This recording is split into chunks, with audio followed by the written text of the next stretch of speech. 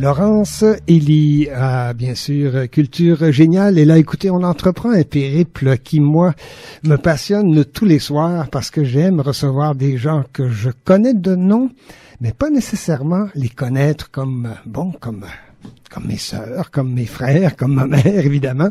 Ce sont des gens que j'ai le plaisir de découvrir à chaque émission. Et dans l'émission de ce soir, c'est Jacqueline Thibodeau. Bonsoir. Rebonsoir, Jacqueline. Bonsoir.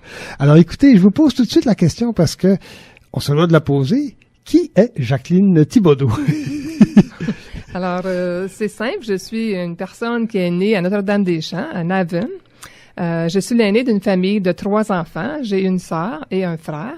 Je suis très proche de ma sœur aux côtés de l'âge. Je dis je suis l'aînée, mais on est nés la même année. Alors, en janvier et en décembre, alors je suis très près d'elle. Nous avons grandi sur une ferme laitière. C'est aux 2 extrêmes. C'est aux 2 extrêmes de l'année. De l'année, effectivement. Ça, oui. Est-ce que, je vous interromps, mais est-ce que le fait qu'il y en a une, qui est née en janvier et l'autre en décembre, est-ce que ça vous rapproche davantage ou ça vous éloigne puisqu'il y a 12 mois d'écart? Non, ça nous rapproche davantage. Je m'aperçois qu'on a souvent des choses en commun où je fais quelque chose et puis ma sœur fait la même chose ou c'est l'inverse. Alors, on s'est souvent dit qu'on est comme des jumelles, mais dans le fond, physiquement, on se ressemble pas du tout. C'est intéressant quand même. Oui. Alors, écoutez, je vous laisse continuer. Donc, vous êtes né sur une ferme laitière, c'est ça? Sur une ferme laitière à Naven, sur le chemin Trim. Et puis, la ferme est toujours en opération, malgré tous les développements qu'il y a autour de cette grande ferme. C'était une ferme laitière, une grosse ferme laitière, ou c'était petit, ou est-ce que ça a grossi avec les années? C'est une ferme, oui, qui a grandi avec les années. On avait une trentaine de vaches laitières et puis on faisait la traite le matin, le soir, puis les enfants participaient. Étant donné qu'on était juste 3 aussi, on n'avait pas le choix. On était sur la ferme le matin avant l'école et en revenant de l'école, c'était aussi la traite des vaches. Est-ce que ça vous a... Je vous pose la question tout de suite parce qu'évidemment, une ferme, les vaches, ce sont des animaux, bien sûr, et on va le découvrir un peu plus tard dans les entrevues, mais vous êtes une peintre animalière aussi. Alors, la question, évidemment, est-ce que par hasard, votre jeunesse passée sur la ferme a eu une influence sur votre choix des premières peintures que vous avez faites, notamment peindre des animaux? Oui, c'est certain. J'ai commencé à peindre, c'était plutôt des paysages, mais tout de suite, ça m'a pas pris de temps. Je pense à ma 5e peinture, j'ai commencé à peindre des chiens. J'ai toujours eu une attirance vers les animaux et puis pour moi, c'était spécial. On avait toujours un chien sur la ferme aussi qui était le mien. Les vaches et tout ça, on avait des veaux, on a eu des porcs et tout le tout. Alors, j'ai toujours été proche des animaux, puis pour moi, c'était une inspiration. Est-ce que ça a développé chez vous votre sens de la, comment je dirais, pas de la découverte, non, de la, comment est-ce qu'on appelle ça? De l'observation, oui, c'est ça, effectivement. Est-ce que, à force de vivre avec les animaux, ça a développé chez vous le désir, bien sûr, de les reproduire, mais le sens de l'observation aussi? Oui, c'est certain, le sens de l'observation. Je suis une personne qui est très visuelle, alors dans les arts, ça prend ça aussi. Et puis, c'est ça, c'était tout de suite pour moi une passion, les animaux. J'ai été élevée avec ça. Et puis, pour moi, il y a une communication entre l'être humain et l'animal aussi qui se fait automatiquement, surtout quand tu es élevé avec eux. Les études que vous avez faites, c'est quoi exactement? Primaire, secondaire, normal ou oui, j'ai fait cours privé, cours public, je sais pas trop. J'ai fait, c'est ça, mes études à l'école intermédiaire, Léo Descôtés, qui venait d'être bâtie en ces années-là, le 7e et 8e. Ensuite, ma 9e année, il a fallu que j'aille à Bellecour, à Vanier, parce que il y avait la construction de l'école Garneau à ce moment-là. Et puis, j'ai pu faire ma 9e, 10e, et puis j'ai pu faire ma 10e à la 12e et graduer à Garneau. Donc, vous avez déjà, justement, alors, donc vous étiez à Rockland, après ça à Garneau, à Orléans, à Vanier, donc vous avez déjà bougé un tout petit peu, si je peux dire, dans le milieu francophone de l'Est ontarien à ce moment-là. Oui, c'est ça. J'ai resté à Naven. J'ai resté un an à Vanier aussi. Ensuite, j'ai déménagé à Rockland et j'y suis depuis tout ce temps. Puis, les études, continuez à me parler un tout petit peu des études que vous avez faites. C'était quoi exactement?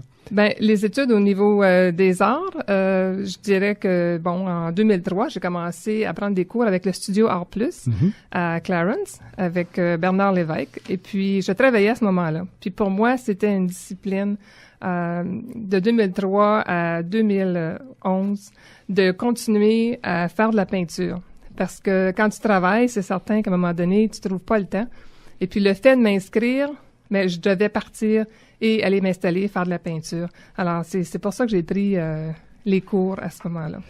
Je vois aussi dans votre biographie que et les gens vont dire, mais voyons, elle est multidisciplinaire, cette dame-là. Vous avez vous avez pris des cours de guitare aussi? Mais plus jeune, je voulais aller prendre des cours de guitare. Justement, c'était à l'école André Laurando. Et puis, quand je suis arrivée sur les lieux, moi, j'ai une passion pour la danse, plutôt, mais j'aime beaucoup la musique et les chansons, parce que ma mère chantait tout le temps. Mm-hmm. Mais arrivée sur les lieux, j'avais pas de guitare et il y avait une classe de danse à côté.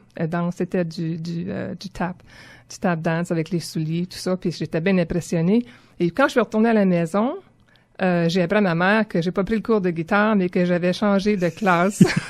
Ça a été quoi sa réaction? Et c'est ça, mais oui, c'était un petit peu en me regardant en voulant dire mais pourquoi? Puis j'ai expliqué, puis j'avais un intérêt pour la danse. Et puis c'est de là que j'ai pris du tap dance et du step dance par la suite. En avez-vous fait beaucoup de la danse? Oui, le tap pas tellement, mais j'ai eu un intérêt pour prendre des cours par la suite de step, qui était la clog, le jig et le reel. Mm-hmm. Et puis je participais dans des concours, il y avait des violonneux, puis on devait m'accompagner à ce moment-là.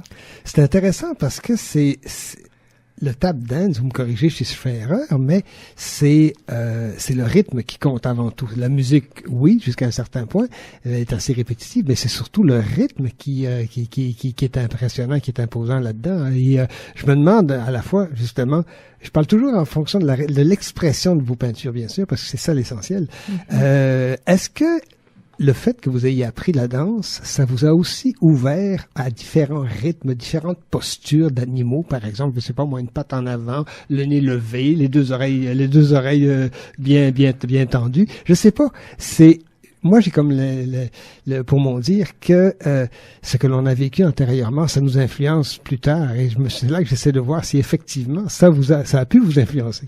C'est certain. Moi, j'aime tout ce qui est créatif et puis autant la danse que... Alors, tout ça, ça m'impressionne et puis je m'inspire de tout ça pour peindre. C'est certain que on retourne toujours à nos racines, que ce soit pour de la peinture ou autre chose. Pour moi, c'est un vécu que je vais représenter sur toile par la suite. Oui. Et ensuite de ça, vous êtes tombé dans la marmite de l'administration fédérale. Oui. C'est un saut, vous avouerez avec moi que après des études, bien sûr, un peu artistique au sens large du terme, on l'a vu, la guitare, bon, le tap dance, etc. Vous tombez dans l'administration. Qu'est-ce qui vous a fait plonger dans l'administration? J'ai travaillé 1 an pour une entreprise privée et puis c'est certain dans ces années-là, la sécurité et tout, c'était d'entrer au fédéral si on le pouvait. Et puis j'ai postulé pour un poste et puis c'est comme ça que j'ai rentré au ministère des Ressources humaines, Développement des compétences et j'y ai resté 34 ans. Le ministère a souvent changé de nom et j'ai souvent changé de poste à l'intérieur du ministère. Mais c'était une belle expérience de vie aussi parce que j'ai eu d'autres belles formations à l'intérieur de tout ça. Est-ce que votre expérience, bon, appelons-le d'administratrice, c'est peut-être de gestionnaire d'administratrice que vous avez connue, est-ce que cette expérience-là, justement, on peut la retrouver dans vos peintures?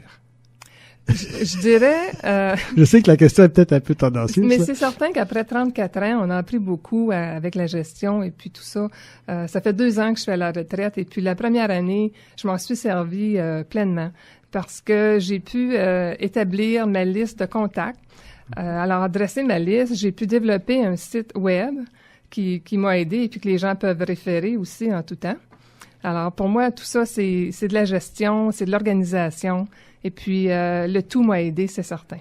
Ouais. C'est intéressant de voir, voyez-vous, tout rejoint tout, comme dirait Raoul Duguay à un moment donné.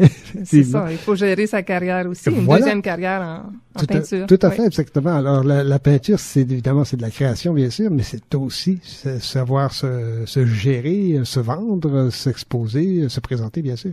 Tout à fait. Alors, oui, c'est pour ça que je posais un peu la question aussi de la gestion, bien sûr. C'est sûr. Écoutez, on va vous revenir, mesdames, messieurs, dans quelques minutes avec le second segment. Ça sera pas très long.